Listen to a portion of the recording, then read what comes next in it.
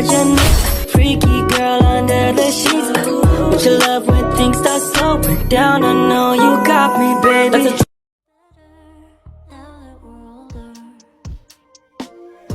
Halo teman-teman, selamat datang di ruang belajar kami tentang kekongruenan dalam bangun datar pada kelas 9. Nah, sebelumnya, dalam pembelajaran kali ini akan ada 3 pemandu materi yang akan menyampaikan materi-materi yang ada dalam PowerPoint ini. Sebelumnya, saya akan membacakan tujuan pembelajaran kali ini, yaitu pertama, menjelaskan pengertian kekongruenan dua bangun datar, kemudian menentukan bangun datar yang kongruen, dan yang terakhir yaitu menyelesaikan masalah yang berkaitan dengan kekongruenan bangun datar. Halo teman-teman, perkenalkan nama saya Andini dengan NIM S1R0231001 yang akan menjadi pemandu pemateri kedua dari ruang belajar ini. Dadah! Halo teman-teman, kenalin nama aku Nafa Dwisya Fitri, NIM S1R023100056. Aku sebagai pemandu pertama pada materi bangun datar. Makasih. Halo teman-teman, perkenalkan nama saya Kirani Asefa dengan NIM S1R023100061. Di sini saya sebagai pemandu ketiga. Nah, untuk materi pertama, apa sih itu bangun datar? Nah, kalian pasti pernah lihat kan barang-barang seperti bantal, kipas angin, bola, pintu, jendela, dan juga galon. Apa kalian pernah terfikirkan barang-barang tadi termasuk pada unsur matematika?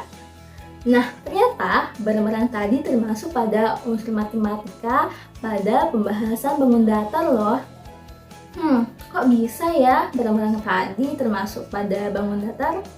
Nah, dari pengertiannya, bangun datar merupakan bentuk dari dua dimensi seperti segitiga, persegi, dan juga lingkaran.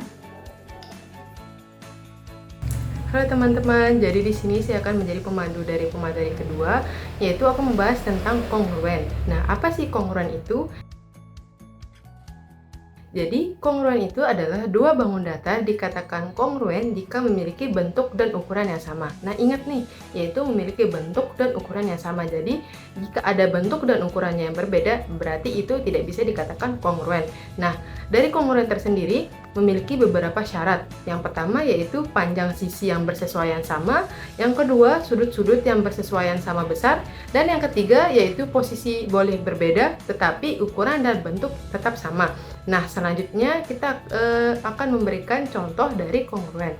Nah, dari yang saya berikan contoh ini terdapat dua buah bangun segitiga yang memiliki ukuran dan bentuk yang sama. Jadi ini bisa kita katakan sebagai kongruen. Nah, bisa kita lihat sendiri kan dari bentuknya dari segitiga ABC dan segitiga DEF itu adalah memiliki ukuran dan bentuk yang sama. Nah, teman-teman, agar kita lebih memahami terkait materi dari kongruen itu, di sini kita akan belajar mengamati. Kita akan belajar mengamati dari dua buah bangun datar. Apakah kita di sini bisa menentukan apakah dua buah bangun datar itu kongruen atau tidak? Yang pertama di sini kita akan mengamati dari gambar yang pertama. Nah, kita bisa lihat dari gambar yang pertama terdapat dua buah bangun datar yang berbentuk segitiga. Setelah kita amati, ternyata dari dua buah bangun segitiga ini, yang pertama dia itu sudah memiliki ukuran dan bentuk yang sama. Nah, selanjutnya kita akan bandingkan nih dengan gambar yang kedua. Ternyata dari gambar yang kedua itu terdapat ukuran dan bentuknya yang berbeda. Jadinya seperti yang kita pahamin tadi bahwa kongruen itu dua bangun datar bisa dikatakan kongruen jika bentuk dan ukurannya yang sama. Jadi untuk gambar satu dan yang kedua itu adalah gambar satu kongruen dan gambar yang kedua tidak kongruen. Nah, selanjutnya kita akan beralih pada syarat segitiga kongruen. Jadi bangun datar segitiga itu memiliki syarat untuk memenuhi dari salah satunya. Yang pertama, sisi sudut sisi, dan yang kedua sudut sisi sudut, dan yang ketiga adalah sisi sisi sisi. Jadi sebuah bangun datar segitiga itu memiliki syarat. Nah, dari ketiga syarat ini jika terpenuhi dari salah satunya, maka bangun datar segitiga tersebut dikatakan kongruen. Oke teman-teman, setelah mengamati tadi, sekarang kita akan membahas contoh soalnya. Di sini kita diberikan satu buah contoh soal tentang kekongruenan, di mana kita diberikan dua segitiga ABC dan segitiga DEF.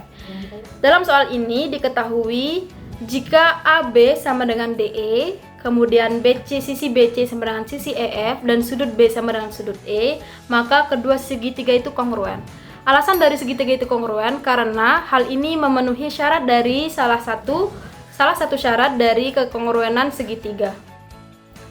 Oke teman-teman semuanya, dari pemaparan materi yang tadi yang sudah dijelaskan oleh para pemateri, dapat kita tarik kesimpulan bahwasannya kekongruenan berarti dua bangun datar yang memiliki bentuk dan juga ukuran yang sama, dan juga dapat diterapkan dalam bangun segitiga, persegi, dan lainnya, dan juga dapat digunakan dalam kehidupan nyata, misalnya desain, arsitektur, dan juga pola tekstil. Nah, dari pemaparan materi yang tadi, semoga bermanfaat ya buat teman-teman semuanya. Sekian dan terima kasih.